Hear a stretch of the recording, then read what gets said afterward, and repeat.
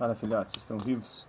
No vídeo de agora nós vamos falar um pouquinho sobre HS Ciência, o aforismo 107 do Nietzsche, nossa derradeira gratidão para com a arte, em busca do conceito, falar da ciência em si,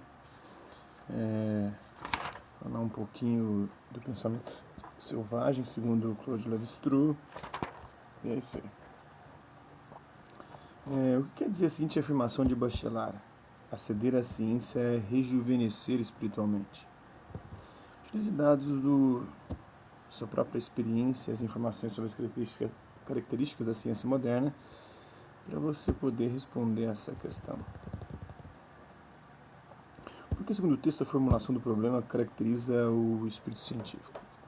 O espírito científico é problematizador. Até quando ele arruma a solução, ele problematiza a solução.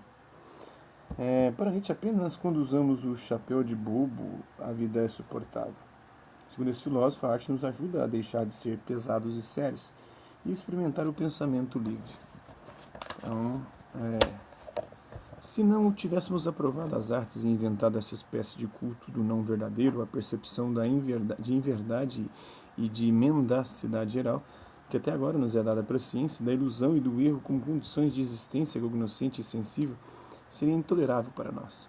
A retidão teria, por consequência, a náusea e o suicídio.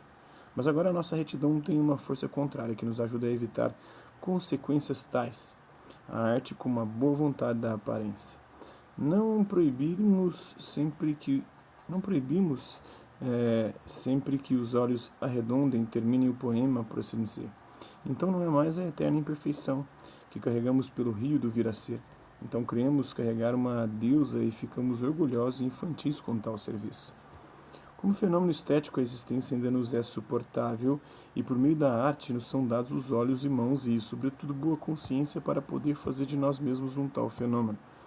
Ocasionalmente precisamos descansar de nós mesmos, olhando-nos de cima e de longe e de uma artística distância, rindo de nós ou chorando por nós. Precisamos descobrir o herói e também o tolo que há em nossa paixão do conhecimento. Precisamos nos alegrar com a nossa estupidez de vez em quando, para poder continuar nos alegrando com a nossa sabedoria. E justamente por sermos, no fundo, homens pesados e sérios, e antes pesos do que homens, nada nos faz tanto bem como o chapéu do bobo. Necessitamos dele diante de nós mesmos. Necessitamos de toda a arte exuberante, flutuante, dançante, zombeteira, infantil e venturosa, para não perdermos a liberdade de pairar acima das coisas. Que o nosso ideal exige de nós. Seria para nós um retrocesso cair totalmente na moral, justamente com a nossa suscetível retidão e, por causa das severas exigências que aí fazemos a nós mesmos, tornamo-nos virtuosos monstros e espantalhos. Devemos também poder ficar acima da moral e não só ficar em pé, com a angustiada rigidez de quem receia escorregar e cair a todo instante, mas também flutuar e brincar acima dela. Como poderíamos então nos privar da arte, assim como do tolo? E então, vocês tiverem alguma vergonha de si mesmos, não serão ainda um de nós. E, enquanto vocês tiverem alguma vergonha de si mesmos, não serão ainda um de nós. Está na Garcias do Friedrich Nietzsche, né? Então, segundo Nietzsche, na arte as pessoas podem descansar de si mesmas. O que será que ele quer dizer com isso? O aforismo citado fala sobre um espírito livre. De acordo com a nossa leitura do texto, a relação entre filosofia e arte responde qual é o significado dessa expressão, espírito livre. O que é cognoscente? É aquele que conhece a existência cognoscente, é a existência que conduz conhecimentos. Mendacidade é a característica do que é mentiroso, do que é falso. Retidão é a característica daquilo que é reto. No texto trata-se de uma retidão moral, retidão de caráter. Suscetível é a que tem tendência para receber influências. Vamos lá agora em busca do conceito. Agora, à sua vez, com base no que a gente tem visto nos vídeos aqui, vamos tornar viva a prática filosófica. Podemos falar em ciência na antiguidade, será? Cite exemplos da produção de um conhecimento sistematizado naquela época. O pensamento de Aristóteles é um exemplo, né? Quais são os dois componentes básicos da ciência moderna? Ela é fundamentada na razão e na experiência, né? De acordo com o que foi visto neste capítulo, explique por que a arte é importante para a vida humana. Ela nos faz descansar de nós mesmos, como disse o Nietzsche, né? Explica o conceito de indústria cultural. É a indústria que transforma a cultura, em especial a cultura imaterial, em mercadoria para ser negociada. Mais uma mercadoria para ser comercializada no mercado capitalista, né?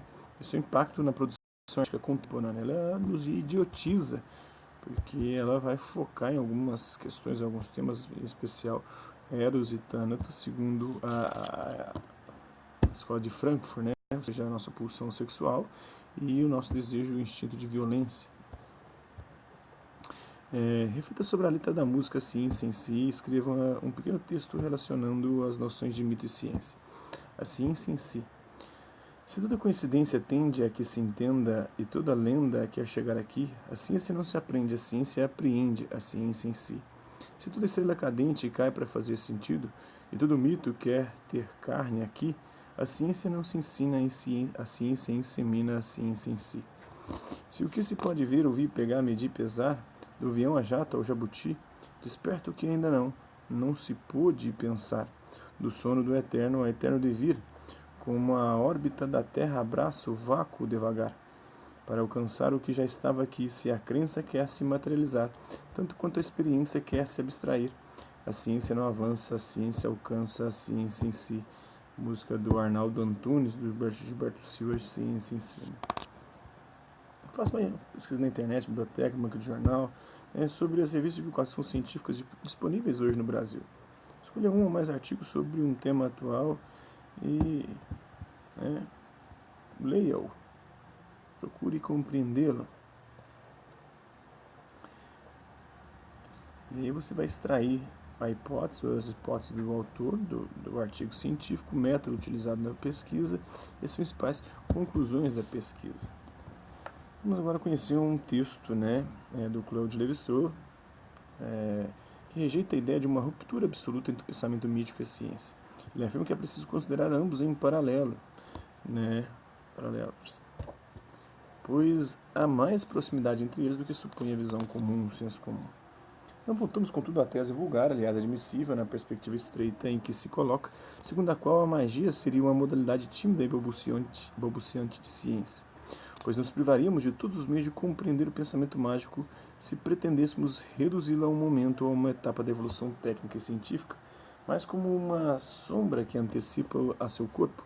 Ela é, num sentido completa, como ele, tão acabada e coerente em sua imaterialidade quanto o ser sólido por ela simplesmente precedido. O pensamento mágico não é uma estreia, um começo, um esboço. Parte de um todo ainda não realizado, forma um sistema bem articulado, independente, neste ponto, desse outro sistema que constituirá a ciência, exceto quando a analogia formal que os aproxima e que faz do primeiro uma espécie de expressão metafórica do segundo. Então tem uma fotografia reproduzida no livro Saudades do Brasil, de 1994, onde o antropólogo francês Claude Lévi-Strauss interage com indígenas brasileiros em sua pesquisa de campo na década de 1930. Ele pelado, os índios também, tomando banho. Em lugar, pois, de opor magia e ciência, melhor seria colocá-las em paralelo, com duas formas de conhecimento desiguais quanto aos resultados teóricos e práticos, pois, sob este ponto de vista, é verdade que a ciência sai melhor que a magia, se bem que a magia performe a ciência no sentido de que triunfa também algumas vezes, mas não pelo gênero de operações mentais que ambas possuem, que diferem menos em natureza que em função dos tipos de fenômeno a que se aplicam. Essas relações decorrem com efeito das condições objetivas em que surgiram o conhecimento mágico e o conhecimento científico. A história deste último é bastante curta para que estejamos bem informados a seu respeito, mas o fato de a origem da ciência moderna montar apenas há alguns séculos cria um problema sobre o qual os etnólogos ainda não refletiram suficientemente. O nome paradoxo neolítico caberia perfeitamente, está no Pensamento Selvagem, obra do Claude Lévi-Strauss. O que você pensa sobre essa questão? Com base em tudo que você sabe, pense, desenvolva o seu ponto de vista. Será que magia e ciência são tão parecidas assim como diz o Claude Lévi-Strauss? Então é isso aí. Espero que você tenha gostado do vídeo. Quem curtiu, dá um like. Quem não curtiu, dá um dislike. Quem se interessar pelo conteúdo do canal, é só se inscrever, ativar o sininho e aguardar os próximos vídeos e as próximas notificações. Deixe também seus comentários dizendo o que você tem achado dos vídeos, sugestões de temas e assuntos para serem abordados em vídeos posteriores. E colabore com o nosso canal, compartilhe os nossos vídeos e ajude-os a chegar ao maior número de pessoas possíveis. Quero aqui agradecer aos nossos 326 inscritos, agradecer também aquelas pessoas que passam por aqui, hora ou outra, por conta de um conteúdo ou outro, deixando a sua visualização, o seu like, o seu dislike, o seu comentário, e aqueles que compartilham os nossos vídeos no nosso canal, seja nessa plataforma no YouTube ou outras redes sociais. No mais, é isso aí. Hasta la vista, beijos, até a próxima.